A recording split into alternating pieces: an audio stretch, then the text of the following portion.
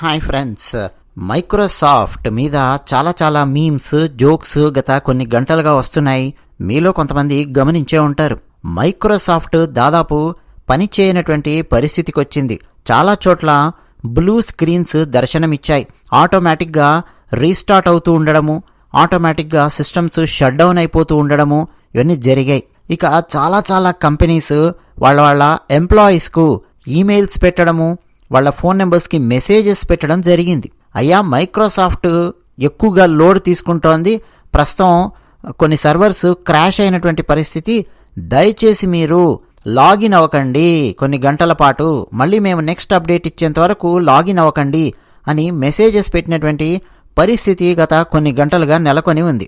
మైక్రోసాఫ్ట్కి ఏం సమస్య వచ్చింది అని చెప్పి ప్రపంచవ్యాప్తంగా కొన్ని గంటల నుంచి జీవితం స్తంభించిపోయినట్టుగా కొన్ని కంపెనీల పరిస్థితి చాలా దారుణంగా తయారయ్యింది. ముఖ్యంగా విమానయాన రంగానికి చెందినటువంటి సంస్థలు కుదేలైనటువంటి పరిస్థితి, కొన్ని గంటల పాటు చేతులెత్తేసి ఏం చేయాలో అర్థం కానటువంటి పరిస్థితి. యుఎస్ఏలో అయితే 911 ఎమర్జెన్సీ సర్వీసెస్ కోసం కాల్ చేసేటటువంటి నెంబర్ ఉంటుంది. అవన్నీ కూడా కొన్ని గంటల పాటు షట్ డౌన్ అయిపోయి మొరాయించినటువంటి పరిస్థితి.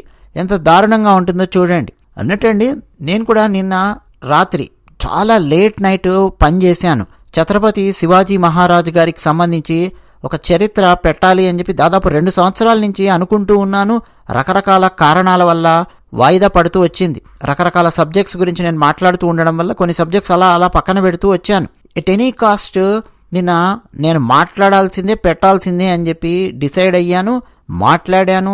కూర్చొని మొత్తం ఎడిటింగ్ అంతా, వర్క్ అంతా నేను ఫినిష్ చేసి, అప్లోడ్లు చేసి, అప్డేట్స్ పెట్టి అవన్నీ చేసే వరకు దాదాపు 1:30 అయింది. నేను నిద్రపోయే సమయానికి దాదాపు మా టైంలో ఎర్లీ మార్నింగ్ 4 గంటలకు నిన్న నిద్రపోయాను. అప్పటి వరకు బాగానే పనిచేస్తోంది, అంతా కూడా వర్క్ అంతా కూడా ఫినిష్ చేసుకోగలిగాను. కానీ నేను ఉదయం లేవగానే నా భార్య వచ్చి చెప్తోంది, నువ్వు నిన్న లేట్ నైట్ పనిచేస్తున్నావు, అంత బాగానే ఉందా, ఏమైనా సమస్య ఉందా అని చెప్పి.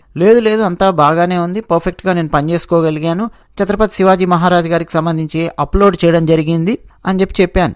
ఓహో, అయితే పడుకున్న తర్వాత, అంటే నేను పడుకున్న తర్వాత ప్రాబ్లము వచ్చింది, అది మనకు తెలియట్లేదు ఏం ప్రాబ్లం ఏంటి అన్నది. కానీ అండి, కొన్ని క్షణాలలోనే అప్డేట్ వచ్చేసింది.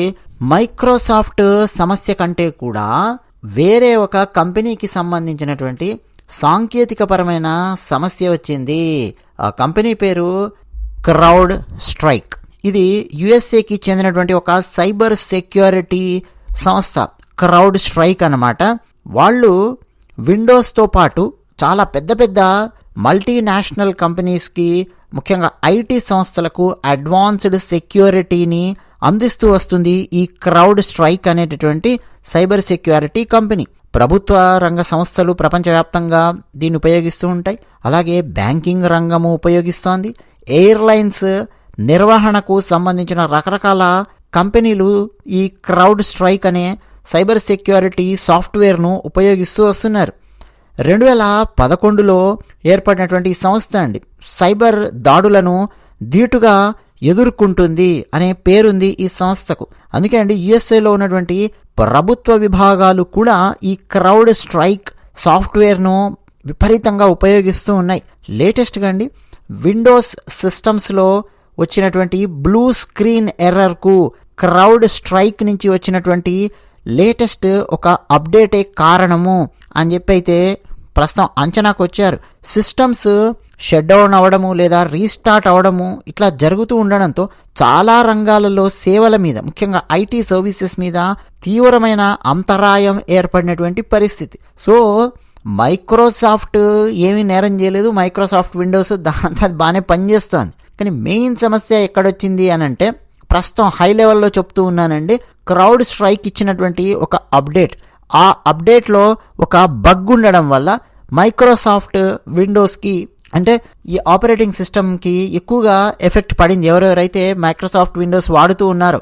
అదే మళ్ళీ లైనెక్స్ సర్వర్స్ ఉన్నాయి, యూనిక్స్ సర్వర్స్ ఉన్నాయి, వాటన్నింటి మీద పెద్దగా ఎఫెక్ట్ ఏమీ పడలేదు. ఎక్కువగా మైక్రోసాఫ్ట్కి సంబంధించిన విండోస్ 10 అలాగే విండోస్ 11 ఎక్కువ మంది ప్రస్తుతం మనందరం ఉపయోగిస్తూ ఉన్నది. ఆ ఆపరేటింగ్ సిస్టమ్స్లో ఈ సమస్య అనేది తలెత్తింది.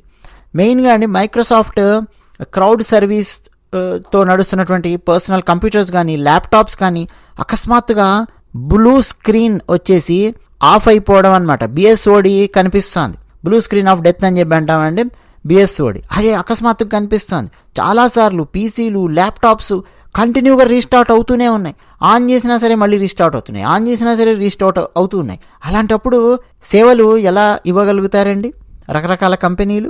ఎంత భయంకరమైన పరిస్థితి అంటే కొన్ని గంటల పాటు ఇండియా యుఎస్ఏతో పాటు ప్రపంచవ్యాప్తంగా విమానాల రాకపోకలు రద్దయ్యాయి.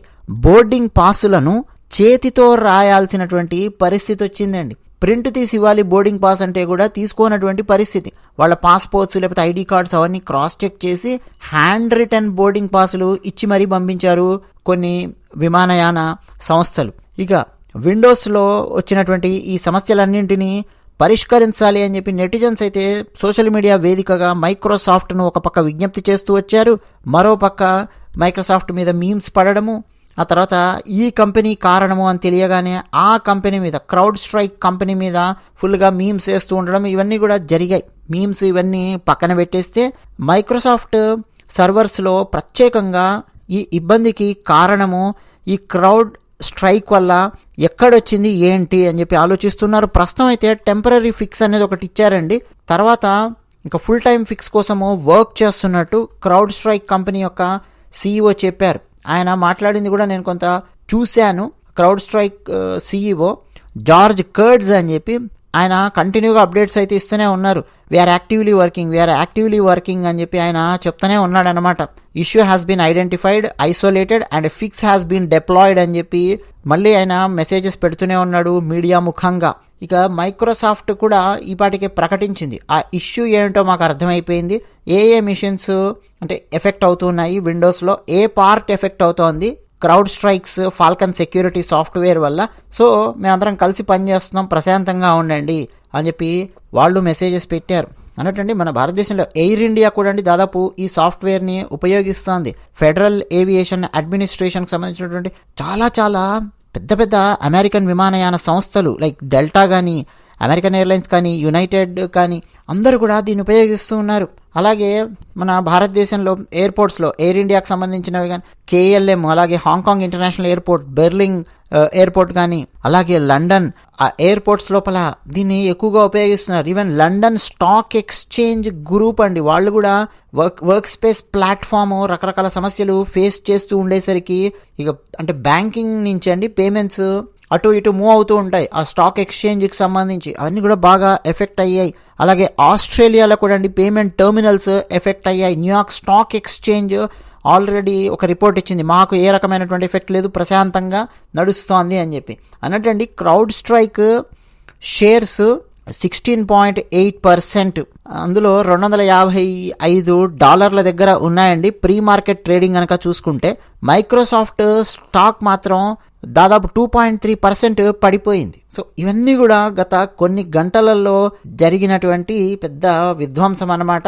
ఎక్కువగా సాఫ్ట్వేర్ ఉపయోగించినటువంటి వాళ్లకు పెద్ద దాని ఇంపాక్ట్ తెలియకపోవచ్చు, కానీ ఐటీ రంగంలో, సాఫ్ట్వేర్ రంగంలో పెద్ద దిగ్గజ సంస్థలలో పనిచేస్తున్నటువంటి వాళ్లలో మన భారతదేశానికి సంబంధించినటువంటి కొన్ని ఐటీ దిగ్గజ సంస్థలు కూడా దీన్ని ఉపయోగిస్తూ రావడం, క్రౌడ్ స్ట్రైక్ దాన్ని ఉపయోగిస్తూ రావడం సైబర్ సెక్యూరిటీకి సంబంధించి. సో వాళ్ళందరూ కూడా అండి ఇంపాక్ట్ అనేది ఫేస్ చేశారు. వాళ్ళు వాళ్ళ ఎంప్లాయీస్కి ఈమెయిల్స్ పెట్టారు, కాస్త ఆగండ్రా బాబు, లాగిన్ అవ్వకండి, అసలు మీరు లాగిన్ జోలికి వెళ్ళకండి, మీ ల్యాప్టాప్ కంప్యూటర్ పక్కన పెట్టేసి మీ పని మీరు చూసుకోండి, కొన్ని గంటల పాటు పని చేయకండి అని చెప్పి ఈమెయిల్స్ వచ్చినటువంటి పరిస్థితి. సో ఇది జరుగుతోందండి. అంటే ఇదంతా మనం చూస్తుంటే Y2K ప్రాబ్లమ్ను చాలామంది గుర్తు చేసుకుంటూ ఉన్నారు. సరే, దాని గురించి మనము తర్వాత ఇంకెప్పుడైనా మాట్లాడుకునే ప్రయత్నం చేద్దాము. మీ అభిప్రాయాలు కామెంట్ సెక్షన్లో రాసి పంచుకుంటారని చెప్పి ఆశిస్తూ ధన్యవాదాలు.